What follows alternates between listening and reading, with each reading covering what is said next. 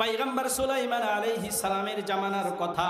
পয়গম্বর সুলাইমান আলাইহিস সালাম যখন সমুদ্রের উপর দিয়ে উত্তাল ঢেউ চলতেছিল, পয়গম্বর সুলাইমান আলাইহিস সালাম সমুদ্রের তল দেশ থেকে হীরা মানিক মুক্তা জহরত উত্তোলন করতেন। সুবহানাল্লাহ বলি। আল্লাহ পাক রব্বুল আলামিন পয়গম্বর সুলাইমান আলাইহিস সালামকে এমন একটা সিংহাসন দিয়েছিলেন যে সিংহাসন চালাইতে তেলও লাগে না, পেট্রোলও লাগে না। কথা কোন ঠিক নেবে ঠিক? এখন জাহাজ গাড়ি হাওয়াই চলে, কলের বিধান। এখন জাহাজ গাড়ি হাওয়াই চলে, কলের বিধান। ওগো বিনা কলে হাওয়াই চলতো হযরত সুলাইমান মোরা সেই মুসলমান। লিল্লাহি তাকবীর। পয়গম্বর সুলাইমান আলাইহিস সালাম হীরা মানিক মুক্তা জহরত উত্তোলন করতেছেন। হঠাৎ করে দেখে বিশাল আকৃতির একটা গম্বুজ। সুলাইমান পয়গম্বর আশ্চর্য হয়ে যায়, হায় সর্বনাশ, এত সুন্দর একটা গম্বুজ, এটা আবার কি? সুলাইমান পয়গম্বর গম্বুজটা উত্তোলন করলেন। কি আছে দেখার জন্য ভাঙার নির্দেশ দিলেন। গম্বুজটা ভাঙার পরে দেখে আল্লাহ পাকের একজন পেয়ারা যুবক বান্দা এবং মুআজ্জাজ মুহতারাম সম্মানিত উপস্থিতি, আমরা সর্বাগ্যে জানাই সেই মহিয়ান গরিয়ান সর্বশক্তিমান আল্লাহ সুবহানাহু ওয়া তাআলার দরবারে লাখো কোটি শুকরিয়া, যে মহান মালিক, যে মহান রব আমাদেরকে দয়া করে, মায়া করে, মোহাব্বত করে, ভালোবেসে রহমতের চাদরে আবৃত করে এই জান্নাতি বাগানে আসা বসার আল্লাহ তৌফিক দান করেছেন। সেই মহান মালিকের দরবারে দিল মন উজাড় করে শুকরিয়া জ্ঞাপন করি, বলি আলহামদুলিল্লাহ। ভাই কার্পণ্যতা না করি, মাওলা পাকের দরবারে শুকর গুজার হচ্ছি।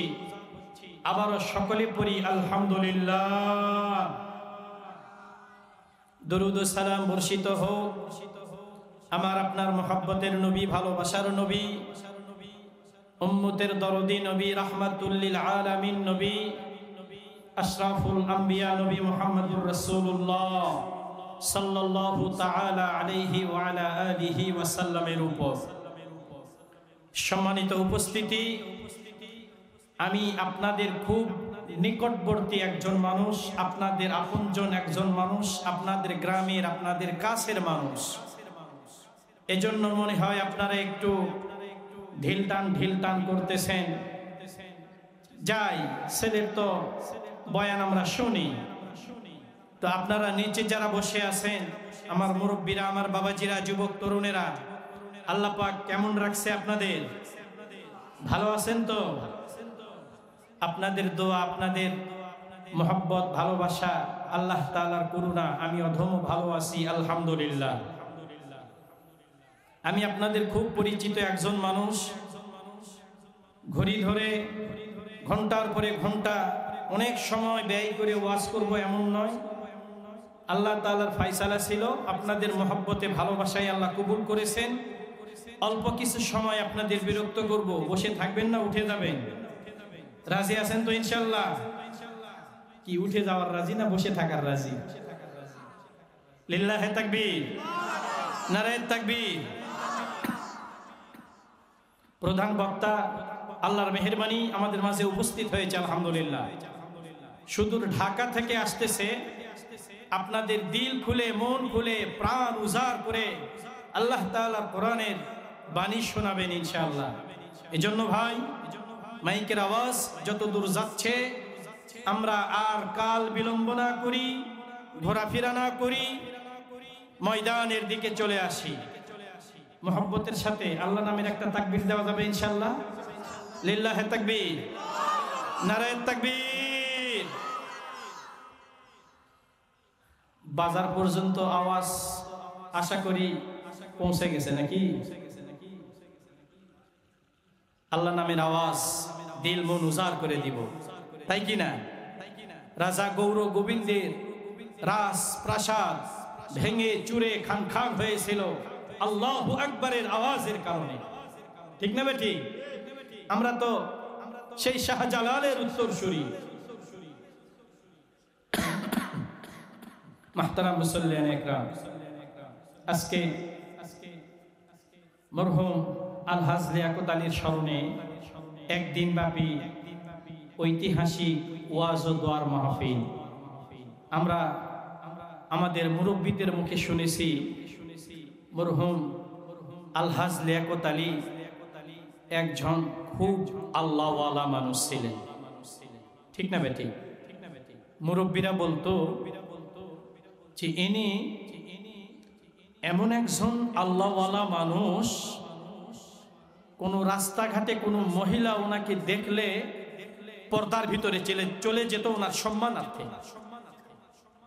আল্লাহ পাক মরহুম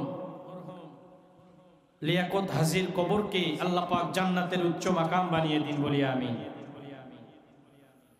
ভাই, আলোচনার এদিক ওদিক নয়, পবিত্র কোরআনুল কারীম থেকে ছোট্ট ছোট্ট 2-3টা আয়াতে কারিমা তেলাওয়াত করেছি। যে আয়াতে কারিমাগুলি আমরা সব সময় নামাজের ভিতরে তেলাওয়াত করি। সূরা ফাতিহার শেষের অংশ থেকে আপনাদেরকে তেলাওয়াত করে শুনিয়েছি। আল্লাহ পাক বলতেছেন, ইয়্যাকা না'বুদু ওয়া ইয়্যাকা নাস্তাঈন ইহদিনাস সিরাতাল মুস্তাকিম সিরাতাল লাযীনা আন'আমতা আলাইহিম গায়রিল মাগদুবি আলাইহিম ওয়ালাদ-দাল্লিন। আমিন। ইমানদার মুসলমান বাবাজিরা দিলের কানে শুনে রাখবেন, অল্প কিছু সময় আলোচনা হবে ইনশাআল্লাহ। কেননা আমাদের বাড়িতে যখন মেহমান আসে, আমরা যখন মেহমানদারি করি, প্রথমেই আমরা চা নাস্তা দিয়ে থাকি, তারপরে কি করি, বিস্কুট চানাচুর দিয়ে থাকি। খাবার যখন পরিবেশন করি, প্রথমে ভাজি দেওয়া হয়, ডাল দেওয়া হয়, তারপরেই তো গোস্তর তরকারি দেওয়া হয়। কথা বুঝে থাকলে বলেন ঠিক না বেঠিক? প্রথমেই আমরা গোস্তর তরকারি কি করি না, পরিবেশন করি না। আগে হালকা পাতলা নাস্তা দেওয়ার পরে তারপরে আমরা গোস্তর তরকারি পরিবেশন করি। মনে করেন ডাল আর ভাজি দিয়ে আমরা শুরু করলাম, গরুর গোস্ত, ভুনা আর খিচুড়ি, দামি খাবারগুলি আসতেছে। আলহামদুলিল্লাহ, একটু তো অপেক্ষা করতে হবে ইমানদার মুসলমান। পবিত্র কোরআনুল কারীম থেকে যে আয়াতে কারিমাগুলি আমরা তেলাওয়াত করেছি, সব সময় এমনকি 5 ওয়াক্ত নামাজে, সুন্নত নামাজে, নফল নামাজে, বেতেরের নামাজে, ওয়াজিব নামাজে, সব নামাজের ভিতরে এই সূরা ফাতিহার তেলাওয়াত আমরা করি কি করি না?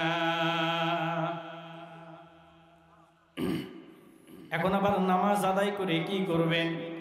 কিছু কিছু মহব্বতের মুসল্লি আছে, বাবাজিরা আছে, এমনও কথা বলে, হুজুর নামাজের বয়ান আর কতই করবেন আর কতই বলবেন। আপনি তাকায় দেখেন, আপনি ইমাম মানুষ, 5 ওয়াক্ত নামাজ পড়েন, আপনার মুসল্লি যারা 5 ওয়াক্ত নামাজ আদায় করে, এমনকি তাহাজ্জুদের নামাজও আদায় করে, আপনি তাকায় দেখেন তাদের বাগানের চাইতে আমাদের বাগানের আমের মূল অনেক ভালো এসেছে। নামাজ পড়ে আপনি কি করবেন? ও যে নামাজ পড়ে ওর জমির ধান দেখেন, আমি তো নামাজ পড়ি না, আমার জমির ধান দেখেন, আল্লাহর রহমতে ওর জমির চাইতে আমার জমিতে 2-4 মণ বেশি হয়। এমন বুঝের মানুষ অবশ্য বাংলাদেশে নাই, কথা কন না কেন? আল্লাহ আমাদেরকে হেদায়েত দান করুন বলি আমিন। ইমানদার মুসলমান, আল্লাহর নবী বলছেন এমন কথা, যে ব্যক্তি জিম্মাদারি সহ 5 ওয়াক্ত নামাজ আল্লাহর ঘরে আদায় করবে, আল্লাহ পাক রব্বুল আলামিন আমুলনামা ডান হাতের ভিতরে দিবেন, জান্নাতের রাস্তা তাহার জন্য সহজ করে দিবেন। ইন্নাস সালাতা তানহা আনিল ফাহশাই ওয়াল মুনকার, নিশ্চয় নামাজ মানুষকে গুনার কাছ থেকে দূরে রাখে। আল্লাহ পাক রব্বুল আলামিন ডেকে বলেন, নিশ্চয় নামাজ মানুষকে গুনার কাছ থেকে দূরে রাখে। কিন্তু আমাদের ক্ষেত্রে পরিস্থিতি তো উল্টো হয়ে যায়। আমরা নামাজও পড়ি, গুনার কাজও করি, নামাজও পড়ি, মিথ্যা কথাও বলি, নামাজও পড়ি, সুদের কারবারও করি, নামাজও পড়ি, মানুষকে আবার ধোঁকা দিয়ে টাকা কামাই। এমন নামাজি বাংলাদেশে আছে না নাই? অথচ আল্লাহর পয়গম্বর ডেকে বলেন, যে ব্যক্তি নামাজ আদায় করে আবার গুনার কাজও করে, ও মুসলমান শুনে রাখো, যে নামাজ তোমাকে গুনার কাজ থেকে দূরে রাখতে পারে না, ওই নামাজ তোমাকে জাহান্নামের আগুন থেকে বাঁচাতে পারবে না। যে নামাজ তোমাকে গুনার কাজ থেকে দূরে রাখতে পারে না, ওই নামাজ তোমাকে জাহান্নামের আগুন থেকে বাঁচাতেও পারবে না। আল্লাহর পয়গম্বর ডেকে বলেন এমন কথা, যারা ধীরস্থির ভাবে সঠিক নিয়মে গুরুত্ব সহকারে নামাজ আদায় করে, আল্লাহ পাক রব্বুল আলামিনের দরবারে ওই নামাজটা দোয়া করতে থাকে আর বলতে থাকে, হে আল্লাহর বান্দা, তুমি আমাকে যেভাবে হেফাজত করেছ, আল্লাহ পাক রব্বুল আলামিন তোমাকে হেফাজত করে তোমার জান্নাতের ফয়সালা করে দি। ইমানদার মুসলমান বাবাজিরা, এই নামাজ মরহুম লিয়াকত হাজী রহমাতুল্লাহি আলাইহি, আল্লাহ পাক ওনাকে জান্নাতবাসী করুন, সকলে বলি আমিন। এলাকার মুরব্বীরা বলতো উনি একজন আল্লাহর ওলি মানুষ ছিলেন, উনি একজন আল্লাহর পেয়ারা বান্দা ছিলেন, উনি একজন আল্লাহর খাস মাহবুব বান্দা ছিলেন। আমরা আল্লাহ তাআলার কাছে দোয়া করি, এই মজমার যত নেকি হবে মরহুম লিয়াকত হাজী সহ আমার এই সোনিয়াগাড়ি গ্রামের যত মুমিন মুমিনাত কবরের ভিতরে শায়িত আছে, আল্লাহ পাক রব্বুল আলামিন সকলের কবরে যেন এর সওয়াবটুকু পৌঁছাইয়া দেন। জবান খুলে পড়ি আমিন। আল্লাহ পাকের পেয়ারা মোহাব্বতের বান্দা নামাজ আদায় করতেছেন মসজিদে। নামাজ আদায় করার পরে দেখলেন মসজিদের পাশে একটা সুন্দর মনোরম পরিবেশের বালাখানা তৈরি করা হচ্ছে, ঘর তৈরি করা হচ্ছে। হযরত মালিক ইবনে দিনার রাহমাতুল্লাহি আলাইহি ডেকে বললেন, হযরত জাফর ইবনে দিনারকে ডেকে বলেন, জাফর, এত সুন্দর বালাখানা কে তৈরি করে? জাফর ইবনে দিনার বললেন, আল্লাহ পাকের একজন মহব্বতের বান্দা তৈরি করে। বলে, আমি তার সঙ্গে একটু সাক্ষাৎ করতে চাই, দেখা করতে চাই। আল্লাহর ওলিকে ডেকে বলেন, আমি তার সঙ্গে একটু দেখা করতে চাই। মালিক ইবনে দিনার যুবকের সঙ্গে দেখা করলেন। এ মুসলমান শুনে রাখো, এখন তো 7 তলা 10 তলা ঘর হামেশা সব জায়গায় তৈরি হচ্ছে।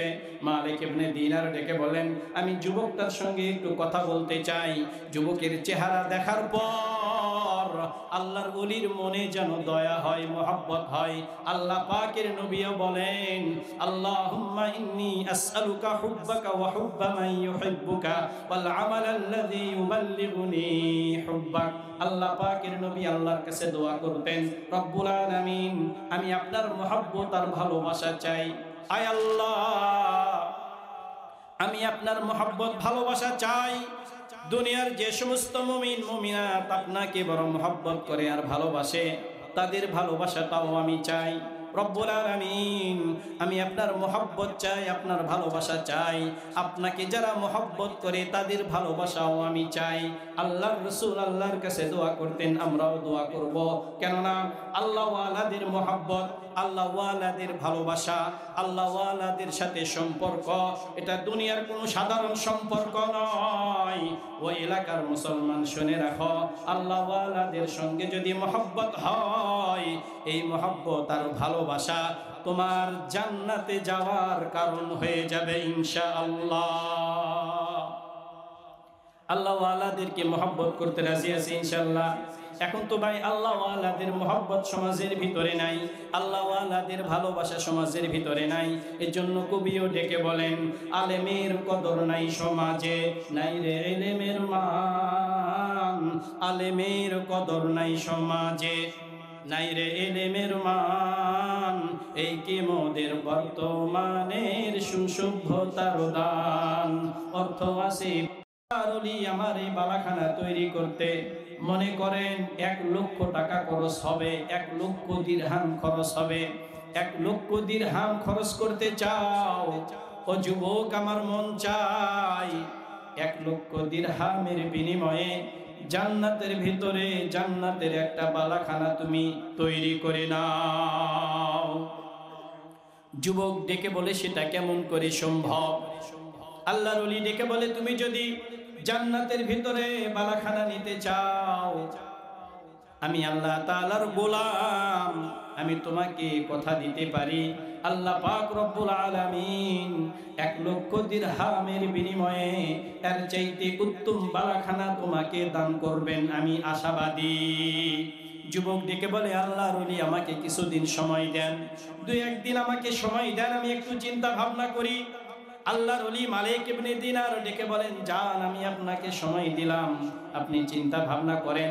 পরের দিনে সকালবেলা ফজরের নামাজের পরে মালিক ইবনে দিনার ডেকে বলে, আল্লাহর বান্দা চিন্তা করেছ? যুবক বলে, হ্যাঁ চিন্তা করেছি। চুনিয়াগাড়ি এলাকার যুবকেরা শুনে রাখো, আল্লাহ তাআলার সঙ্গে সদা করতে চাই, আল্লাহ তাআলার সঙ্গে ব্যবসা করতে চাই। আল্লাহ তাআলার সঙ্গে যারা ব্যবসা করেছে দুনিয়া আখিরাতে তারা কোনোদিনও ঠকেনি। কথা কন না কেন? আল্লাহর ব্যাংকে যারা জমা রেখেছে, আল্লাহর সঙ্গে যারা সদা করেছে কোনোদিনও তারা ঠকেনি। আল্লাহ পাক রব্বুল আলামিন দুনিয়াতেও দিছেন, আখিরাতেও তাদেরকে দিছেন। সুবহানাল্লাহ। মালিক ইবনে দিনার ডেকে বলে, কি চিন্তা করেছো তুমি? মালিক ইবনে দিনারকে ডেকে বলেন, আমি চিন্তা করেছি আপনি যদি আমাকে একটা লিখিত দেন, আপনি যদি আমাকে একটা গ্যারান্টি পত্র দেন। কি গ্যারান্টি পত্র চাও? আমি আপনার হাতে একটা লিখিত চাই। আমরা যেমন জমি কেনা বেচার সময় রেজিস্ট্রি করি, আমরা কি করি? স্ট্যাম্পে লেখাপড়া করি, আমরা কি করি? কাগজে লেখাপড়া করি। যেন এটা নিয়ে আমি আমার শক্তি নিয়ে তার সঙ্গে আমি ভবিষ্যতে কোনো কথা যদি হয়, আমার কথাকে সাপোর্ট করার জন্য আমার একটা যেন প্রমাণ থাকে। আল্লাহর বান্দা ডেকে বলে, আপনি আমাকে লিখিত দেন, আপনি আমাকে লিখিত দেন, আমি আল্লাহর জন্য 1,00,000 দিরহাম ব্যয় করব। আল্লাহ পাক রব্বুল আলামিন এর চাইতে উত্তম বালাখানা আমাকে দান করবেন। মালিক ইবনে দিনার নামাজ আদায় করলেন। এ মুসলমান শুনে রাখো, আল্লাহর ওলিরা যখন নামাজে দাঁড়ায়, আল্লাহ তাআলার কুদরতি পায়ের উপরে সিজদায় লুটিয়ে পড়ে।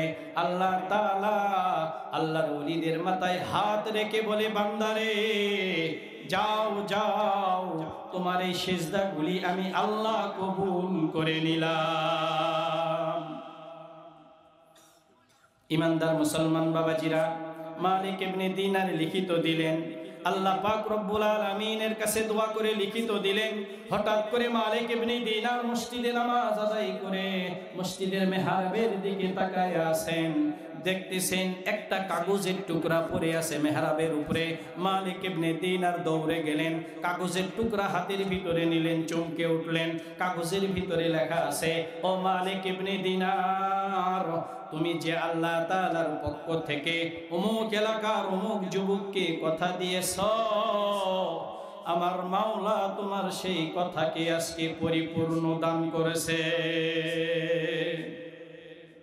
মালিক ইবনে দিনার দেরি করলেন না, মুহূর্তকাল চলে গেলেন যুবকের কাছে। যুবকের খোঁজ নিলেন, খবর নিলেন, যুবকের কাছে গেলেন। যুবকের খবর নেওয়ার পরে দেখলেন যুবকটা দুনিয়াতে নাই, দুনিয়ার থেকে বিদায় নিছেন। গোসল দেওয়া হচ্ছে, কাফন দেওয়া হবে। হঠাৎ করে লোকেরা ডেকে বলে, এই আল্লাহর বান্দা, যুবক একটা কাগজের টুকরা তার কাফনের ভিতরে দেওয়ার জন্য বলেছে। লোকেরা কাগজটা খুঁজতে খুঁজতে হয়রান আর পেরেশান, কাগজ তো পায় না। কাগজ গেল কোথায়? কাগজ গেল কোথায়? কাগজ গেল কোথায়? মালিক ইবনে দিনার কাগজের টুকরাটা বের করে গোসলদাতাদেরকে বললেন, দেখো তো এই কাগজটা তোমরা খুঁজতেছো নাকি? বলে, হ্যাঁ হ্যাঁ, আমরা তো এই কাগজটাই খুঁজতেছি। বলে, এই কাগজটা আপনার কাছে কেমন করে গেল? মালিক ইবনে দিনার হাউমাউ করে কাঁদে আর বলে, আল্লাহ, তুমি তোমার ওয়াদা আজকে পরিপূর্ণ করে দিয়েছো। যদি আল্লাহর দয়া হয়, অসম্ভব অসম্ভব হয়। কথা বলেন ইমানদার মুসলমান বাবাজিরা। মালিক ইবনে দিনারের কাছে লোকজনেরা এসে জড়ো হয়ে গেল। ও মালিক ইবনে দিনার, আমরা 1,00,000 নয়, আমরা দুনিয়ার সম্পদ যা আছে সব আপনার হাতে দিব, আপনি আমাদেরকে একটা গ্যারান্টি পত্র দেন। মালিক ইবনে দিনার ডেকে বলে, না না, সম্ভব নয়। আমার আল্লাহ যাকে চায় শুধুমাত্র তার সম্পদই আমার আল্লাহ গ্রহণ করে। কথা বলেন ঠিক নেবে ঠিক?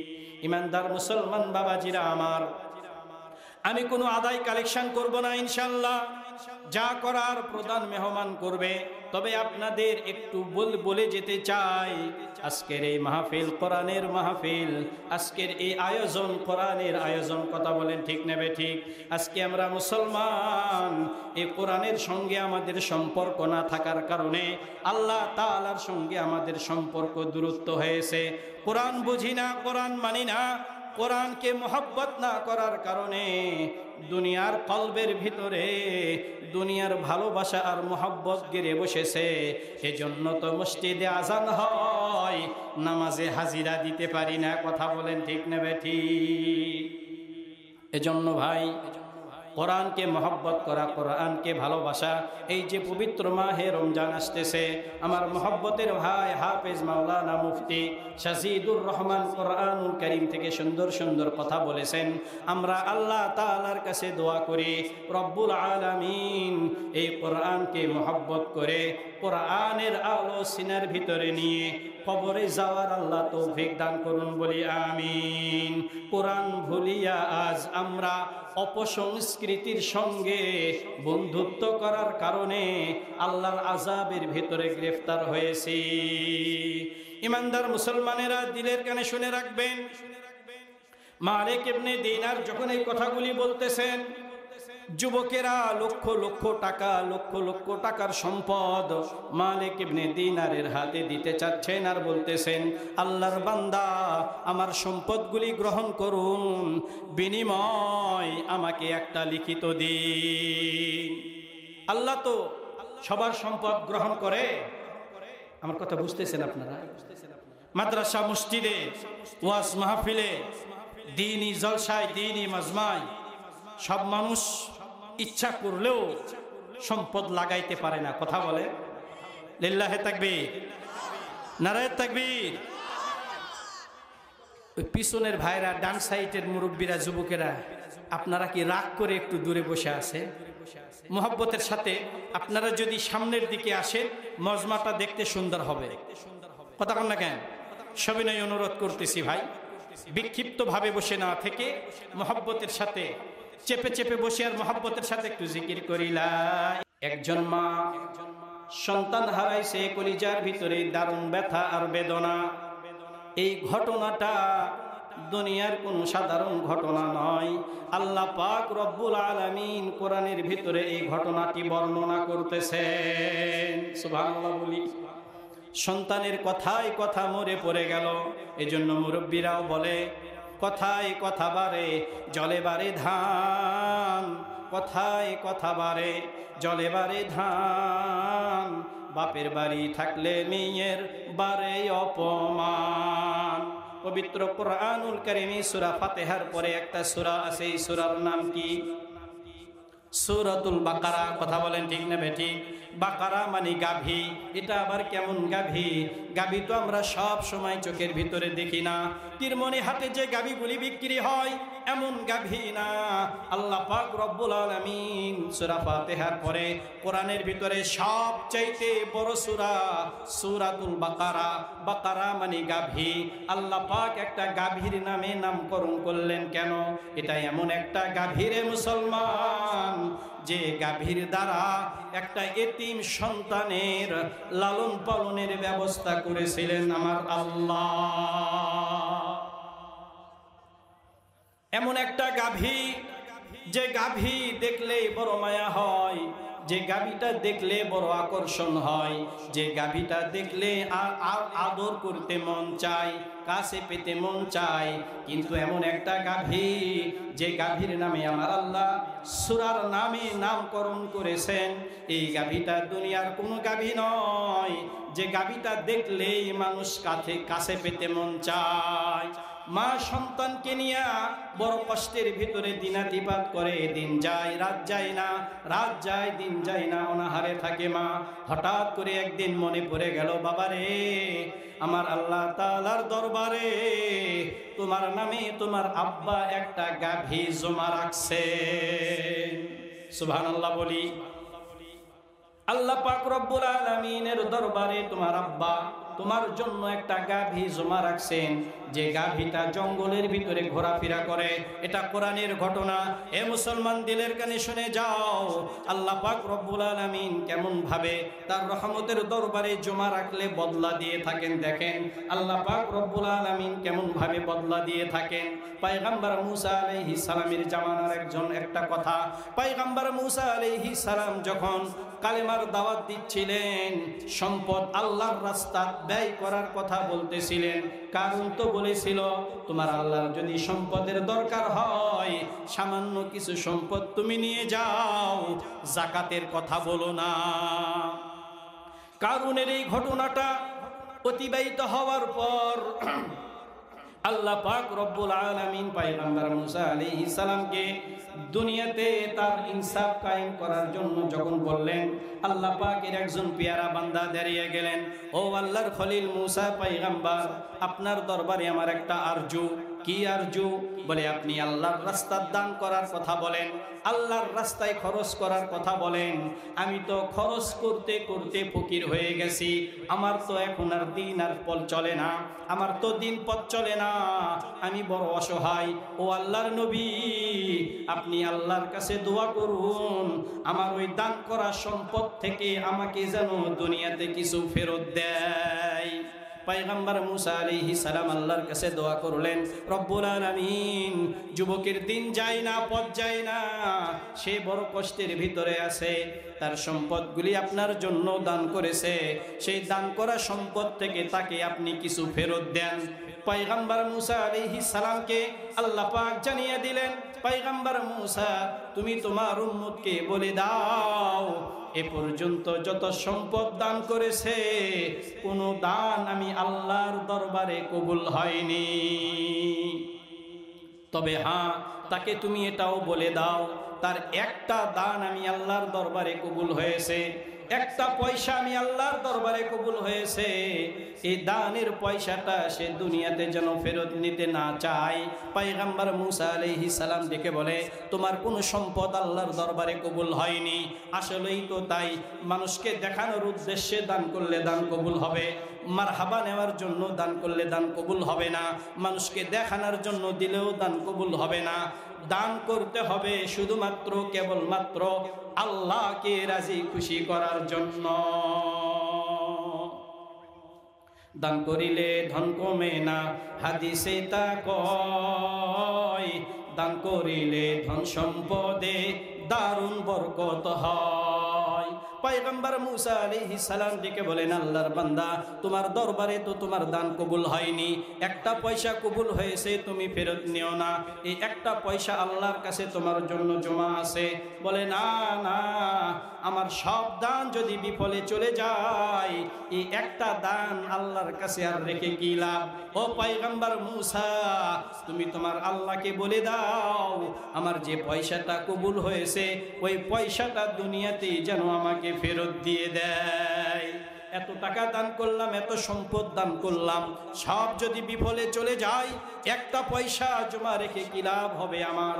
আল্লাহকে বলে দাও, পয়সাটা যেন আমাকে ফেরত দেয়। পয়সাটা ফেরত দেওয়া হলো। পয়গম্বর মুসা আলাইহিস সালামকে জানিয়ে দেওয়া হলো, হে আমার নবী, আপনি আপনার উম্মতকে বলে দিন, এই পয়সাটা দিয়ে যখন বাজারে কিছু কিনতে চাই, পয়সার দামে নয়, পয়সার ওজনে যেন ক্রয় করে। আমার কথা বুঝতেছেন আপনারা? হুহা ধরেন না কেন? কথা বুঝতেছেন তো নাকি? পয়সার দামে নয়, পয়সার ওজনে যেন জিনিস ক্রয় করে। মনে করেন এক আনা পয়সার বিনিময়ে কি হবে? 1 কেজি চাল হবে। পয়গম্বর মুসা বলছেন, না, 1 আনার বিনিময়ে তুমি চাল নিবে না, বরং পয়সাটার ওজন করে তুমি চাল নিবে। হঠাৎ করে বাড়িতে মেহমান এসেছে, বিবি বলে, যাও বাজার থেকে কিছু কিনে নিয়ে আসো। মনে পড়ে গেল টাকা নাই, পয়সা নাই, ওই একটা পয়সাই আছে। নিয়ে হাঁটি হাঁটি পা পা করে বাজারের দিকে রওনা দিয়েছে। আর মনে মনে চিন্তা করতেছে, এটা তো আল্লাহ তাআলার ফেরত দেওয়া পয়সা, আল্লাহ তাআলার ফেরত দেওয়া পয়সা। দোকানদারকে ডেকে বলে, ভাই, আমি একটা পয়সা নিয়ে এসেছি, এই পয়সাটা ওজন করে কয়েক টুকরা গোস্ত আমাকে দাও। দোকানদার মুখের দিকে তাকায় আর বলে, পাগল হয়ে গেছো নাকি? এই পয়সাটার ওজনে তুমি যদি গোস্ত নিতে চাও, এক টুকরা গোস্ত তোমার পয়সার চাইতে ওজন বেশি হবে। দেখে বলে, না, নবী আমাকে বলছে পয়সার দামে নয়, পয়সার ওজনে তুমি গোস্ত নিবে, পয়সার ওজনে তুমি বাজার করবে। আমি পয়সার দামে নিতে চাই না, পয়সার ওজনে নিতে চাই। এ মুসলমান, বুঝে থাকলে বলেন তো দেখি, আল্লাহ তাআলার দরবারে কবুল হওয়া পয়সার ওজন অল্প হবে না বেশি হবে? আল্লাহর নবীও ডেকে বলেন, আল্লাহকে সন্তুষ্ট করার জন্য কেউ যদি একটা খুরমা খেজুরও দান করে, আল্লাহ পাক রব্বুল আলামিন উহুদ পাহাড় পরিমাণ নেকি বান্দার আমলনামায় দান করে। কসাই ডেকে বলে, বাবারে, তোমার পয়সার দামে যদি নাও, কয়েক টুকরা গোস্ত তুমি পাবে। পয়সার ওজনে যদি নাও, এক টুকরা গোস্ত হয়তো তুমি পেতে পারো। বলে, হ্যাঁ, আমি যা পাই আমাকে তুমি তাই দিবে। পয়গম্বর মুসা আমাকে বলেছেন, আল্লাহ তাআলা আমাকে ফরমান দিয়েছেন, পয়সার দামে নয়, পয়সার ওজনে নিতে চাই। যদি আল্লাহর দয়া হয়, অসম্ভব সম্ভব হয়। পয়গম্বর মুসা আলাইহিস সালামের কথাটা স্মরণ হওয়া মাত্রই অমনি ভাবে কাজ আরম্ভ করে দিলেন। কসাই একটা পয়সা পাল্লার ভিতরে রাখলেন, এক টুকরা গোস্ত অপর পাল্লায় রাখলেন। আল্লাহর কুদরতের কারিশমা, পয়সার ওজন বেশি হয়ে যায়। সুবহানাল্লাহ, আস্তে আওয়াজ দেয়া করবেন। পয়সাটা এক পাল্লায় রাখছে, গোস্ত এক টুকরা ওরা অপর পাল্লায় রাখছে, পয়সাটার ওজন বেশি। পয়সাটা এক পাল্লার ভিতরে, দুই টুকরা গোস্ত অপর পাল্লার ভিতরে, পয়সার ওজন বেশি। আওয়াজ দিয়ে বলি সুবহানাল্লাহ। পয়সা এক পাল্লার ভিতরে, অপর পাল্লার ভিতরে হাফ কেজি গোস্ত, পয়সার সমান হয় না।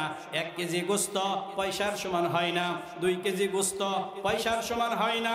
কিতাবের ভিতরে লিখছে, পয়সা এক পাল্লার ভিতরে রাখছে, পুরা একটা উটের গোস্ত অপর পাল্লার ভিতরে রাখছে, পয়সার ওজন বেশি দেখা যায়।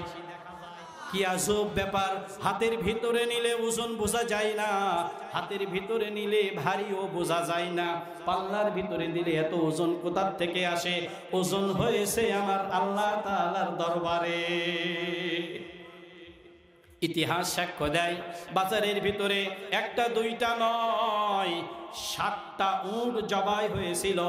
7টা উটের গোস্ত এক পাল্লায় রাখা হয়েছে। পয়গম্বর মুসা আলাইহিস সালামের দেওয়া, আল্লাহ তাআলার ফেরত দেওয়া পয়সা অপর পাল্লায় রাখছে।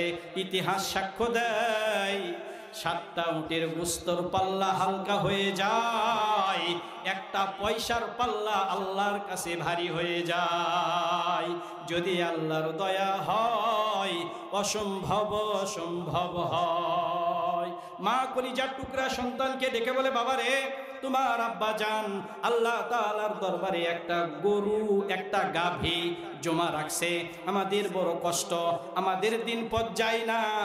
ওয়াজ মনে আছে নাকি আপনাদের? মনে আছে?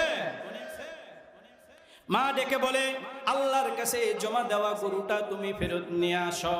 মা, দুনিয়ার কোনো মানুষ যে গরুর সন্ধান পায়নি, আমি সন্তান ছোট্ট মানুষ কেমন করে সেই গরুর সন্ধান আমি পাবো? মা ডেকে বলে, বাবারে, দুনিয়ার কোনো মানুষ সেই গরুর সন্ধান পায়নি, কারণ আছে, ওই গরুটা কার ব্যাংকে জমা দেওয়া আছে? এ মুসলমান, জবান খুলে বলবেন, কার ব্যাংকে জমা দেওয়া আছে? আল্লাহর ব্যাংকে যদি জমা দেওয়া থাকে, এ সম্পদের ক্ষতি হবে না, এ সম্পদের লসও হবে না। যে সম্পদ দিয়ে পূর্বপাড়া জামে মসজিদ তৈরি করেছেন, যে সম্পদ দিয়ে চুনিয়াগাড়ি দারুস সুন্নাহ হাফেজিয়া মাদ্রাসা তৈরি করেছেন, যে সম্পদ দিয়ে ঈদগাহ মাঠ তৈরি করেছেন, যে সম্পদ দিয়ে কোরআনের মঞ্চ তৈরি করেছেন, আল্লাহর কসম দিয়া বলি, ওই সম্পদ যদি আল্লাহর দরবারে কবুল হয়, ও মুসলমান, জান্নাতের রাস্তা কেউ আমাদের ঠেকাতে পারবে না। লিল্লাহ তাকবীর। এই সম্পদ আল্লাহর রাস্তায় ব্যয় করার জন্য রাজি আছি তো ইনশাআল্লাহ? খরচ করব তো ইনশাআল্লাহ? সম্পদ দিয়েছেন কে? খরচ করব কার জন্য? বরকত দিবে কে? ইমানদার মুসলমান বাবাজিরা, মা সন্তানকে ডেকে বলে, বাবারে শোনো, তোমার আব্বা জান আমাকে বলে গেছেন, দুনিয়ার কোনো মানুষ ওই গরুটার গায়ে হাত দিতে পারবে না। আল্লাহর কোরআনের এই ব্যাখ্যায় উলামায়ে কেরাম ডেকে বলেন যে গরুর নাম, যে গাভীর নাম উলামায়ে কেরাম ডেকে বলেন মাজহাব্বা, সুবর্ণা গাভী, বহুত সুন্দরী একটা গাভী, দুনিয়ার গাভীর মতো নয়।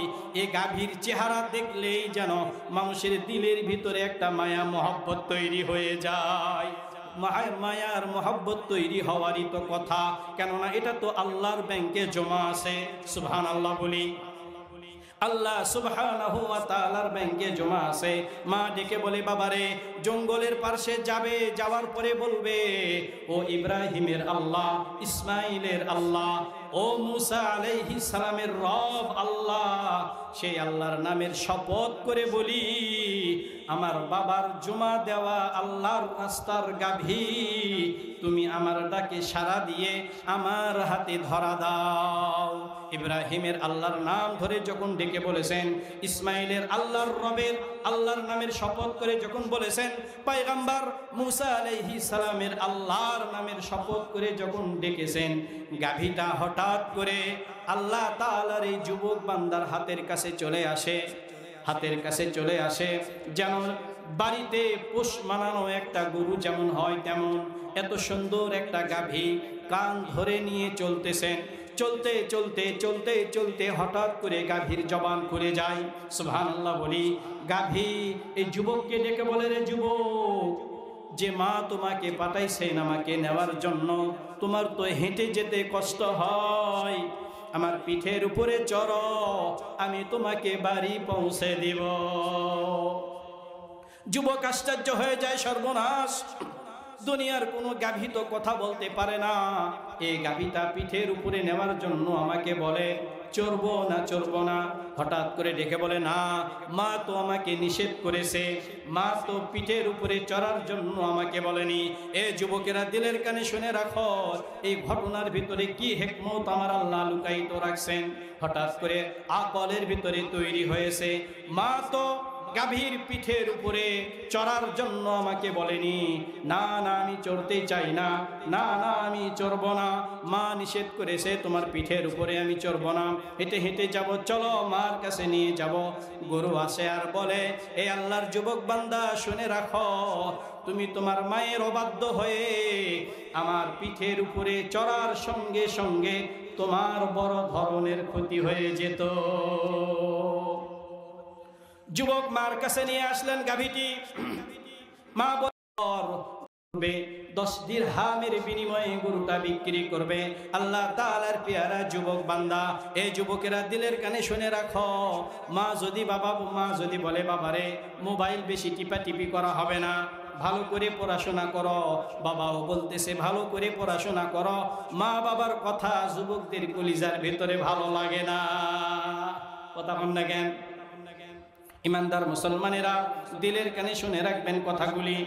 যুবক ডেকে বলে, মা 10 টাকা হলে বাজারে গরু বিক্রয় করব। বলে, হ্যাঁ 10 টাকার বিনিময়ে বাজারে গরু বিক্রয় করবে। যুবক বাজারে গেছেন গরুটা বিক্রয় করার জন্য। হঠাৎ করে একজন আল্লাহর বান্দা এসে ডেকে বলে, যুবক গাভীটা বিক্রি করতে চাও? বলে, হ্যাঁ গাভীটা বিক্রি করতে চাই। কত দাম নিবে তুমি? 10 টাকা দিব। ক্রেতা বলে, না না 10 টাকা নয়, আমি তোমাকে 15 টাকা দাম দিব। এখন আপনারা বলেন, আমাদের এলাকার অধিকাংশ মানুষ কিন্তু ব্যবসায়ী, কথা বলেন ঠিক না বেটি?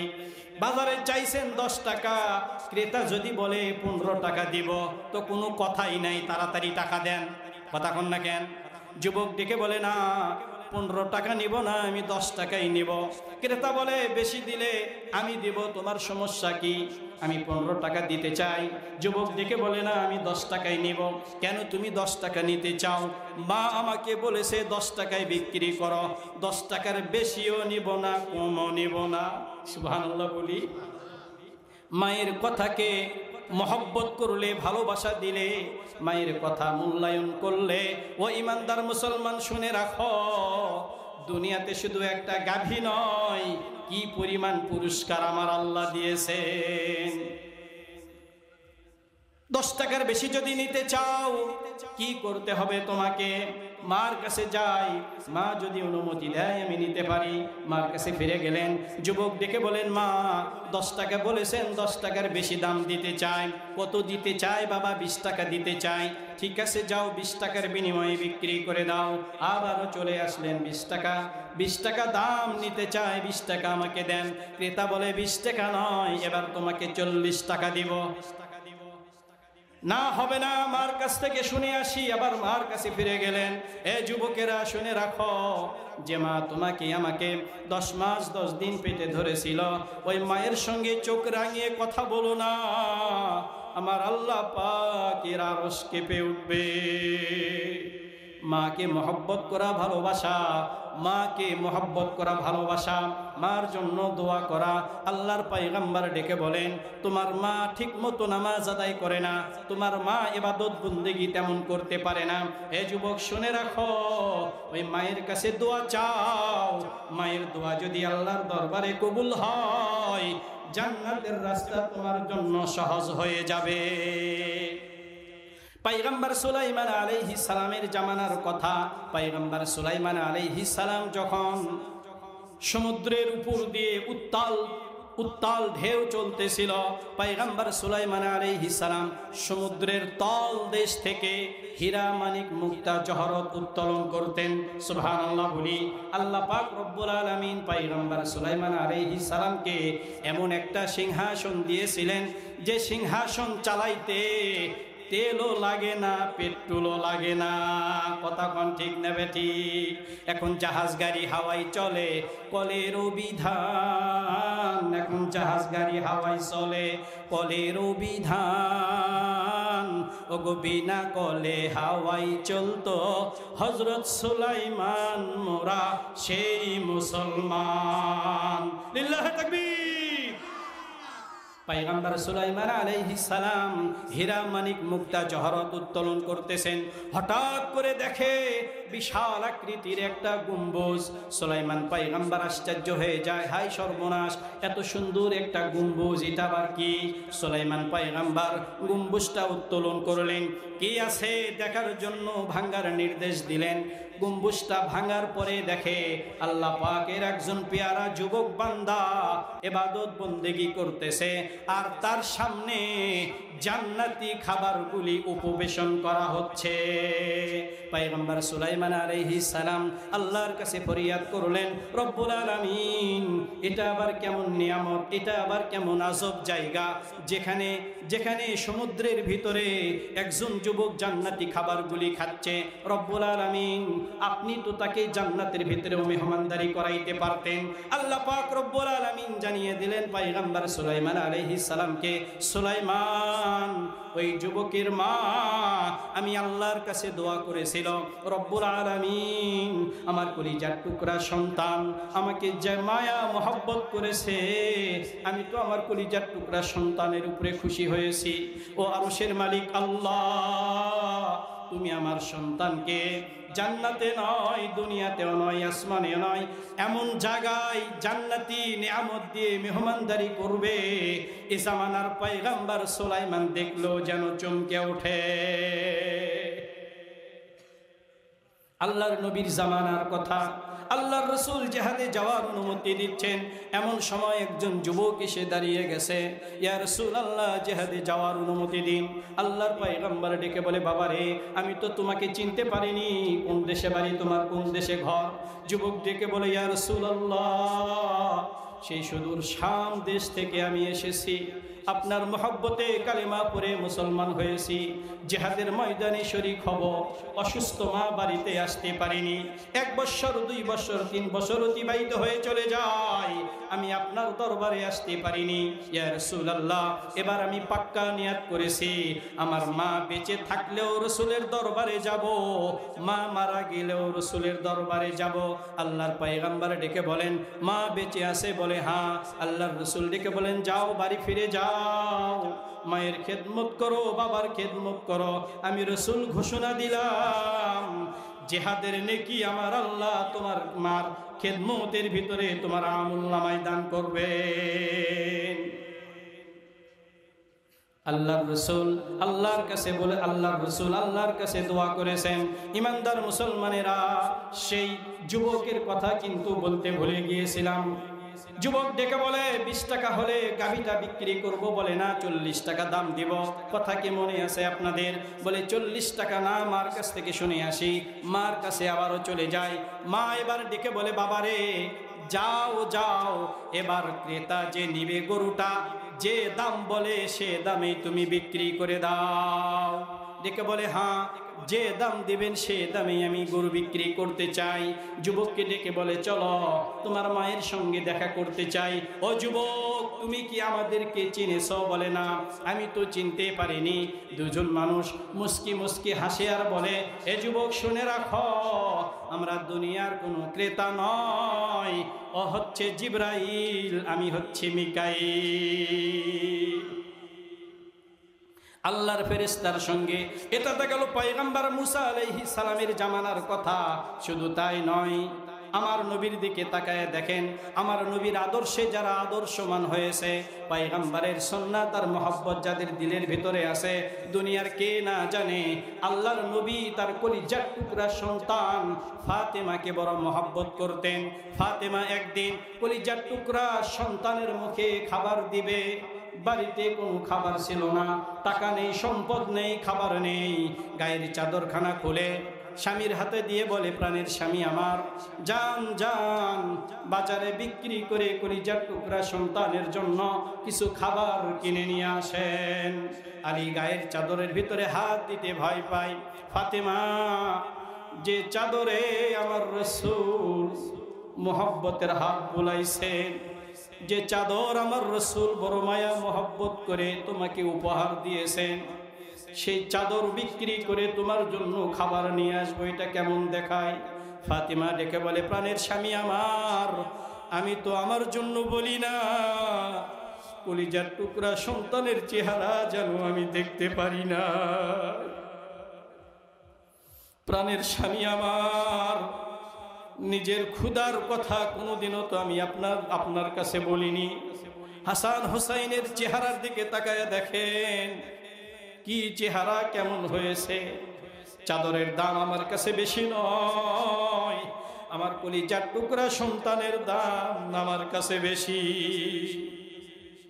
চুনিয়াগাড়ি এলাকার যুবকেরা পায়ে ধরে বলে যায়, এই মার মনে কষ্ট দিও না। আজকে তাকায় দেখো, সন্তান চাকরি করে বাহিরে থাকে, সন্তানের যদি জ্বর হয়, মাথা ব্যথা হয়, কোনো খবর লাগে না। আমার মায়ের কলিজার ভিতরে আমার আল্লাহ পাক আরশে আজিম থেকে খবর পৌঁছাইয়া দেয়।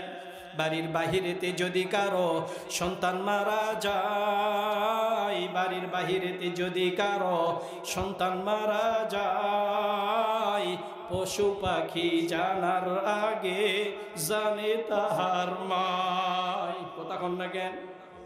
ইমানদার মুসলমান, ফাতিমা ডেকে বলে, প্রাণের স্বামী আমার, চাদরের দাম আমার কাছে বেশি নয়, যান যান চাদর বিক্রি করে কলিজার টুকরা সন্তানের জন্য খাবার নিয়ে আসেন। খাবার নিয়ে আসা হলো, খাবার নিয়ে আসতেছেন। এমন সময় আল্লাহ পাকের দুইজন বান্দা সওয়ালকারী আলীকে ডেকে বলে, ও নবীর জামাই, তুমি তো সেই নবীর আদর্শমান, যে নবী নিজের মুখের খাবার মানুষের মুখে তুলে দিত, যে নবী নিজের জীবনকে নিজের জীবনের চাইতে উম্মতকে বেশি ভালোবাসত। আসলে ভাই, কথায় অনেক কথা মনে পড়ে যাচ্ছে, কোন কথা বলবো? আল্লাহর রাসূলের সাহাবী, আল্লাহর রাসূলের জামাই হযরত আলী রাদিয়াল্লাহু তাআলা আনহু এক মুহূর্তের জন্য সন্তানের চেহারাটা ভুলে গেলেন। বাজার থেকে খাবার নিয়ে আসতেছেন, খাবারগুলি ভিক্ষুকের হাতে দিয়ে দিলেন। বাড়ি ফিরতেছেন, চিন্তা করতেছেন, ফাতেমা যদি বলে, প্রাণের স্বামী আমার, গায়ের চাদরখানা দিলাম, খাবারগুলি কই? কি জবাব দেব আমি? কি কথা বলবো আমি, আল্লাহ পাকের একজন বান্দা দামি একটা উট নিয়ে মদিনার বাজারে যায়। হঠাৎ করে রাস্তার ভিতরে আলীর সঙ্গে দেখা হয়ে যায়। ও নবীর জামাই, কোথায় যাও, কেমন আছো তুমি? পয়গম্বরের সাহাবী হযরত আলী রাদিয়াল্লাহু তাআলা আনহু চেহারার দিকে তাকাইলেন আর বললেন, ভাই আমি তো আপনাকে চিনতে পারিনি, কে আপনি? বলে, আমাকে চিনার দরকার নেই, বাড়ি যাও। বলে, হ্যাঁ। বলে, মদিনার বাজারে তাকায়া দেখো তো এই উটের দাম কত হতে পারে, উটের দাম কত হতে পারে? বলে, অনেক টাকা হবে। বলে, ভাই আমি আর বাজারে যাব না, এটা আমি আপনার কাছে বিক্রি করতে চাই। সুবহানাল্লাহ। হযরত আলী রাদিয়াল্লাহু তাআলা আনহু বললেন, ভাই আমার কাছে তো টাকা নেই আপনার উট কেনার মতো। বলে, আপনি আমাকে 100 দিরহাম দিবেন, 100 টাকা দিবেন। হযরত আলী রাদিয়াল্লাহু তাআলা আনহু বললেন, 100 টাকা? এটা তো আমার কাছে, আমার কল্পনার বাহিরে, আমার কাছে কিচ্ছুই নেই। মন কাঁদতেছে, কলিজার টুকরা সন্তানের জন্য খাবার কিনলাম, সেটাও তো ভিক্ষুকের মুখে তুলে দিলাম, 100 টাকা কোথায় পাবো আমি? লোকটি বলতেছে, চিন্তা করেন কেন, আমি আপনাকে বাকি দিতেও রাজি আছি। আর আমরা তো একবার যদি দোকানে বাকি খাই, ওই দোকানদারে কার চেহারা দেখাই না, কথা কম দেখেন। একবার যদি বাকি খাই, বুঝলেন, 2-4-6 মাস আর নাগাল পাওয়া যায় না। আবার যদি মাঝে মধ্যে চাই, দোকানদার যদি টাকা চায়, বলে, আরে ভাই আপনার কি এতই অভাব, আমার এই টাকা হলে কেন কি আপনার চলবে, কথা কম দেখেন। যে দিছে ওই আরো মুসিবতের ভিতরে। আল্লাহ আমাদেরকে হেদায়েত দান করুন। এই আখলাক আর এই তরবিয়ত থাকার কারণে আজকে কর্জে হাসানা, ঋণ, লেনদেন, ধার দেওয়া, এটা উঠে যাচ্ছে, সুদের কারবার বেশি হচ্ছে। কথা কন না কেন? আল্লাহ আমাদেরকে হেদায়েত দান করুন। বলে, আমি আপনাকে বাকি দিতে রাজি আছি। হযরত আলী রাদিয়াল্লাহু তাআলা আনহু বাজারে নিলেন। উটটা নেওয়ার সঙ্গে সঙ্গে, বাজারে নেওয়ার সঙ্গে সঙ্গে অপরিচিত একজন আল্লাহর বান্দা সালাম বিনিময় করার পরে বলতেছে, আলী উট কি বিক্রি করতে চাও? বলে, হ্যাঁ। বলে, ভাই যদি দাম দর না করো, আমি 160 টাকার বিনিময়ে তোমার উট আমি কিনতে চাই। মুহূর্ত কাল দেরি করলেন না, 160 টাকার বিনিময়ে উট বিক্রি করলেন। মনে মনে চিন্তা করতেছেন, 100 টাকা দিব পাওনাদারকে, আমার হাতে থাকে কত? 60 টাকা। আমি তো 6 টাকার খাবার নিয়েছিলাম, আজকে আমার হাতে কত? 60 টাকা। ফাতেমা খুশি হবে, আমি এই ঘটনাগুলি ফাতেমার কাছে বলবো। ফাতেমার কাছে বলে, ফাতেমা আশ্চর্য হয়ে যায়, আহারে এত সুন্দর একটা ঘটনা আমার বাবাকে না জানালে হয়? সুবহানাল্লাহ বলি। রসুলের দরবারে আসলেন জানানোর জন্য পয়গম্বরে আরবি নবী মুহাম্মদুর রাসূলুল্লাহ সাল্লাল্লাহু আলাইহি ওয়াসাল্লাম আলীর চেহারা দেখে, ফাতেমার চেহারা দেখে আর মুস্কি মুস্কি হাসে। সুবহানাল্লাহ কইবেন না? চেহারা দেখে আর মুস্কি মুস্কি হাসে। ব্যাপার কি, হাসো কেন? আল্লাহ রসুল বলে, আলী, ফাতেমা, তোমরা যে জন্য এসেছো আমার কাছে, এই ঘটনাটি আমার আল্লাহ পাক আরশে আজিম থেকে আমার কাছে বয়ান করেছে। আলী কলিজার টুকরা সন্তানের মুখে খাবার দিবে, সেই খাবারটা তুমি সন্তানের মুখে না দিয়ে ভিক্ষুকের মুখে দিয়েছো। তুমি জানো আমার মাওলা কত খুশি হয়েছে তোমার এই আমলের কারণে। ও আলী, শুনে রাখো, তুমি যে লোকটার কাছ থেকে উট কিনে নিয়েছো, এ লোকটা আর কেউ নয়, স্বয়ং জিবরাইল।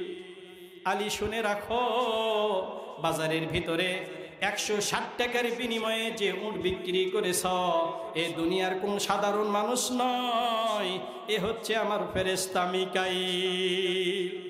তোমাকে যে টাকা দিয়েছে, সম্পদ দিয়েছে, আলী শুনে রাখো, এটা দুনিয়ার কোনো টাকা নয়, আমার জান্নাত থেকে হাদিয়া দেওয়া উপহার।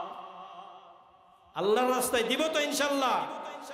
আল্লাহ পাক রব্বুল আলামিনের কাছে ওই দুই ফেরেশতা বললেন, মা সন্তানকে বাজারে পাঠাইছেন, গরু বিক্রি করার জন্য 40 টাকার বিনিময়ে নয়।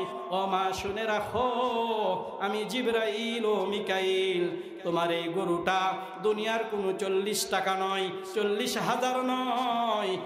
মা শুনে রাখো, তোমার এই সন্তানের জন্য ওর আব্বা আল্লাহর দরবারে জমা রেখেছিল এই গাভীটা, আল্লাহ তাআলার দরবারে কবুল হয়েছে। আল্লাহ পাক রব্বুল আলামিন এই গরুর ওজনের বিনিময়ে সোনা আর চাঁদি দাম নির্ধারণ করেছে। ইমানদার মুসলমান শুনে রাখো, এই মজমা করতে বলতেছিলাম, এই মজমাটা তৈরি করতে হাজার হাজার লক্ষ লক্ষ টাকা ব্যয় হয়েছে। আল্লাহর ঘর মসজিদ তৈরি হয়েছে, মাদ্রাসা তৈরি হয়েছে। অনেক মুসলমান আছে হাত ভর্তি টাকা, পকেট ভর্তি টাকা, ব্যাংকে ব্যাংক ব্যালেন্স থাকবে, হাজার হাজার লক্ষ লক্ষ টাকার মালিক, কিন্তু আমার আল্লাহর জন্য একটি টাকাও খরচ করতে পারে না। এমন মুসলমান বাংলাদেশে আছে না না?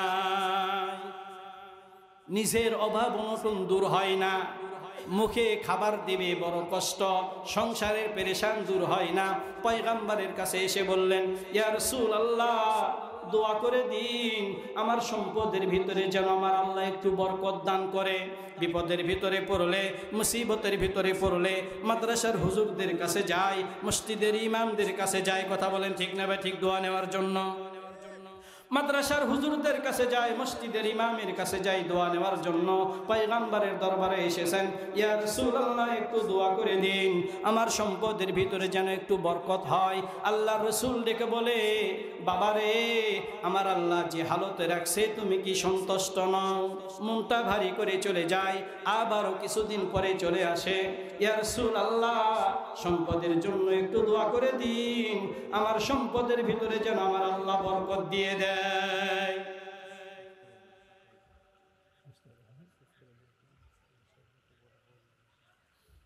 সম্মানিত উপস্থিতি, আমি আপনাদের খুব পরিচিত কাছের একজন মানুষ, ঠিক না ভাই? ঠিক। আল্লাহ পাকের ফায়সালা, আমার তকদিরের ফায়সালা, আজকে হয়তো আপনাদের কাছ থেকে একটু দূরত্ব হয়ে আছি বিভিন্ন কারণে।